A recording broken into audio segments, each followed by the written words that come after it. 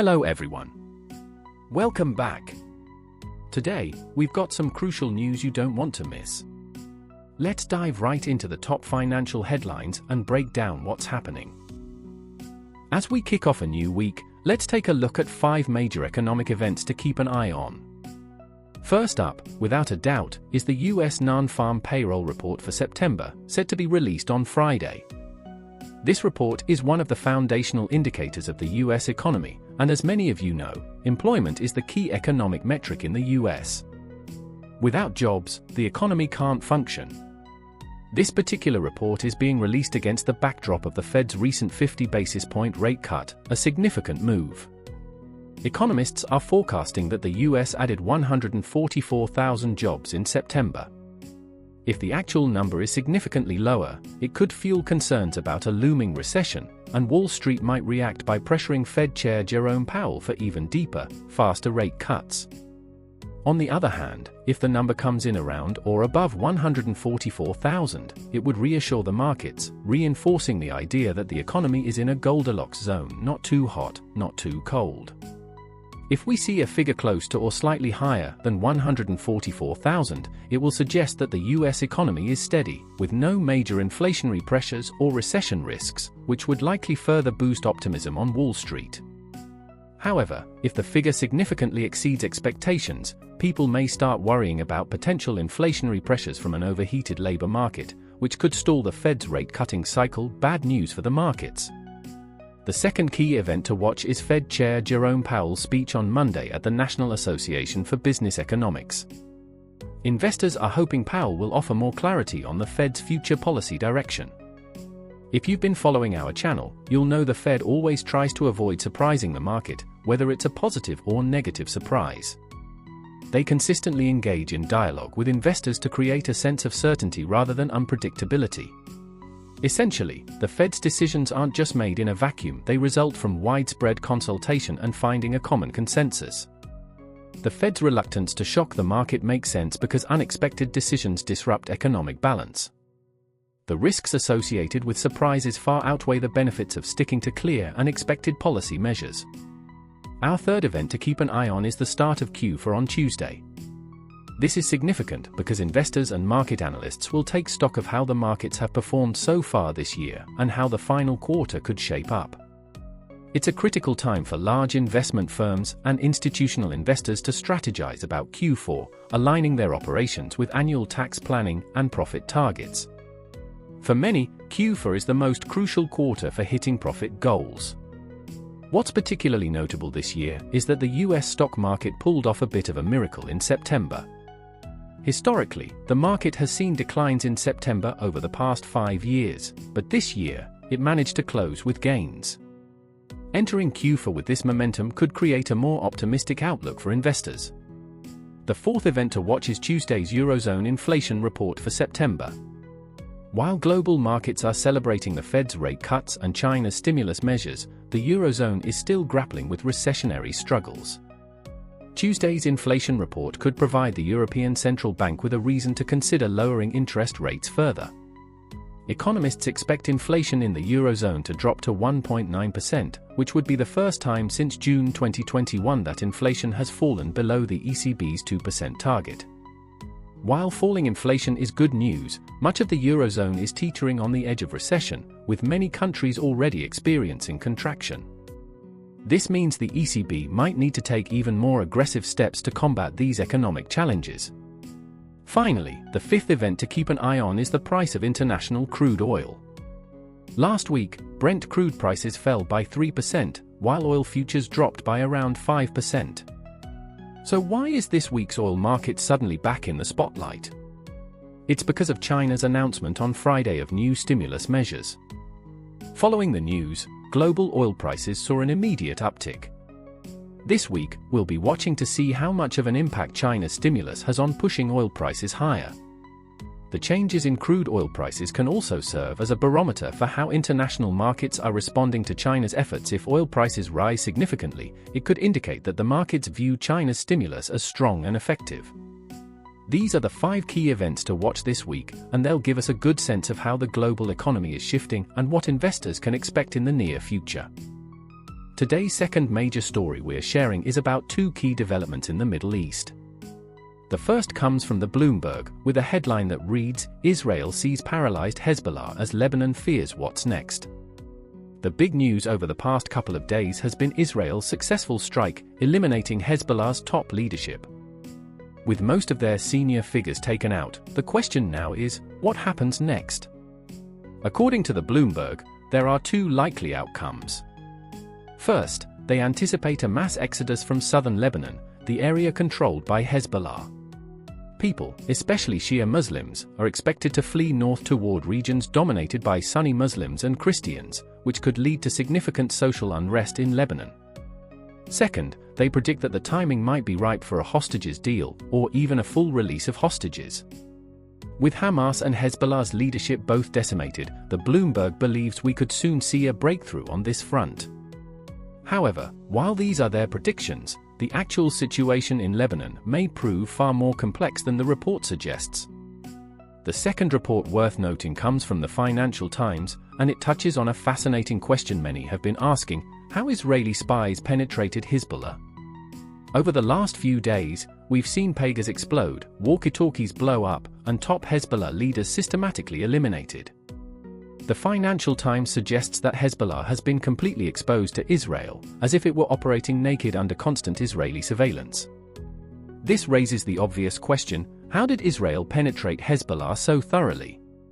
According to the report, Israel's deep infiltration began in 2012.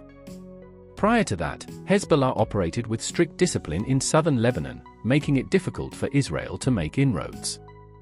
However, things changed when Hezbollah crossed into Syria to support Assad's regime.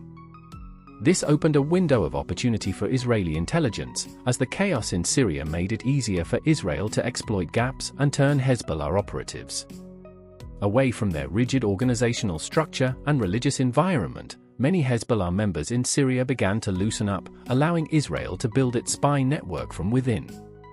The Financial Times sheds light on how Israel used the war in Syria to gradually expand its intelligence network. One of the key breaks came from martyr posters that Hezbollah released, which revealed valuable details about where these fighters were from and their names. For Israeli intelligence, this was a goldmine of information, enabling them to track down more Hezbollah members and recruit them as informants. Over the past decade, Israel's spy network has become so extensive within Hezbollah that they've essentially turned southern Lebanon into a tightly monitored grid, breaking it down into nearly 10,000 zones.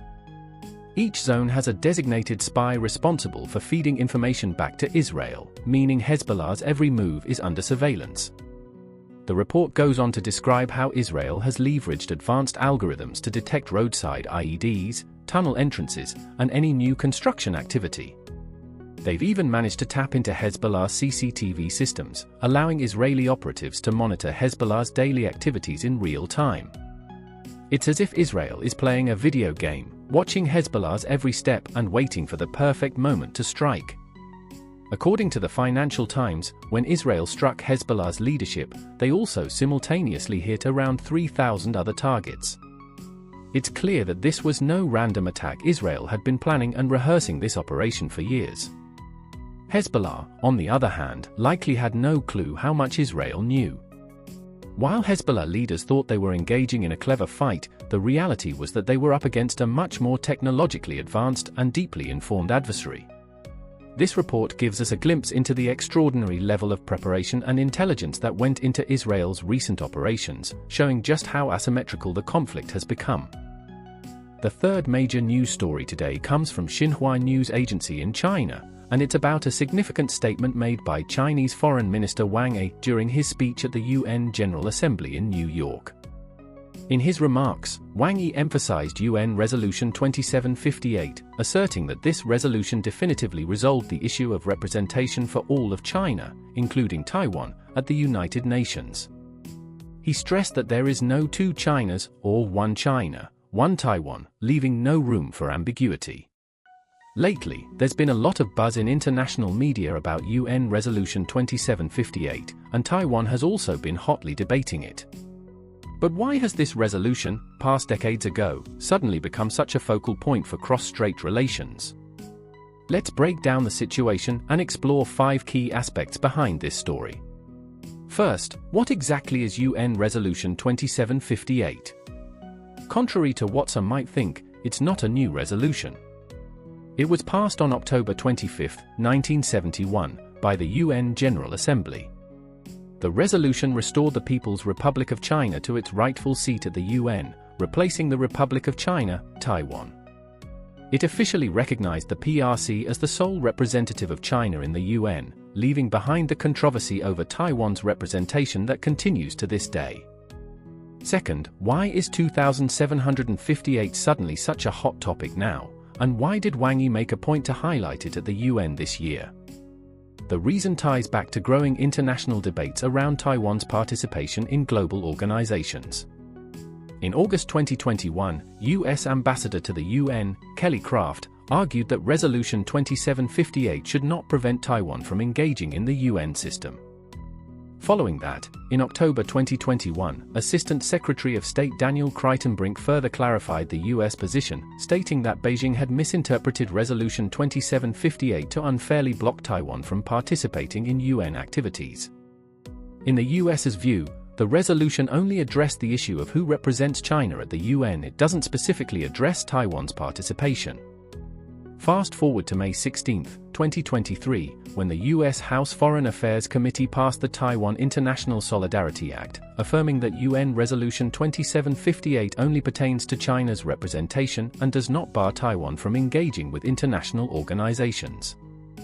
On September 18, 2024, Kurt Campbell, the U.S. State Department's No. 2 official, reiterated this stance before Congress, arguing that Beijing's use of Resolution 2758 has unfairly limited Taiwan's global presence. Third, U.S. efforts to push back on the misuse of Resolution 2758 have sparked international debate. Some nations, like the Marshall Islands, have publicly supported the U.S. position. In September 2021, Marshall Islands President David Kabua stated that Resolution 2758 neither explicitly nor implicitly bars Taiwan's participation in the international community. Fourth, the discussion gained further momentum this year when Australia got involved. On August 21, 2024, Australia's Senate passed a bipartisan resolution condemning China's use of 2758 to block Taiwan. The resolution argued that the decision does not determine Taiwan's future status within the UN and does not grant the PRC sovereignty over Taiwan. Additionally, on September 12, 2024, the Dutch Parliament passed a motion rejecting China's distortion of the resolution, calling on the EU to support this position. Fifth, while these international movements to support Taiwan have been building, Taiwan's own political landscape has taken an unexpected turn. On September 10, 2024, Taiwan's Democratic Progressive Party, DPP, introduced a bill asserting that 2758 does not apply to Taiwan. However, when the bill came up for discussion on September 19, lawmakers from the Kuomintang, KMT, and People's Party, TPP, walked out, forcing the speaker to adjourn the session, leaving the bill unreviewed. This created an unusual scene. Western countries were rallying behind Taiwan's sovereignty, yet Taiwan's own legislature failed to act. China's State Council Taiwan Affairs Office seized this moment, applauding the KMT and TPP for aligning with its position. They argued that even Taiwan's own representatives rejected the idea that 2758 doesn't apply to Taiwan, reinforcing their claim that the resolution effectively affirms Taiwan as part of China. So, what does this mean? On the international stage, Taiwan's legislative inaction is seen as a blow to its sovereignty. By failing to challenge China's interpretation of 2758, Taiwan risks undermining its own strategic security and standing in the world. This, in turn, could weaken Western support for Taiwan's international status. This is why Wang Yi's emphasis on Resolution 2758 at the UN is so significant. While the resolution isn't a top priority for many nations, Wang Yi is using it to highlight Taiwan's lack of international support, positioning Beijing as firmly in control of the narrative. In doing so, China is effectively amplifying the divisions within Taiwan's political landscape, which could have serious long-term consequences for Taiwan's quest for global recognition. In my view, this is an important and complex issue that demands closer attention. Taiwan's internal political dynamics, coupled with growing international interest in the application of Resolution 2758, have made this a pivotal moment for cross-strait relations. That's all for today. Thanks so much for watching. If you found this video helpful, don't forget to hit the like button and subscribe for more updates. I look forward to seeing you in the next one.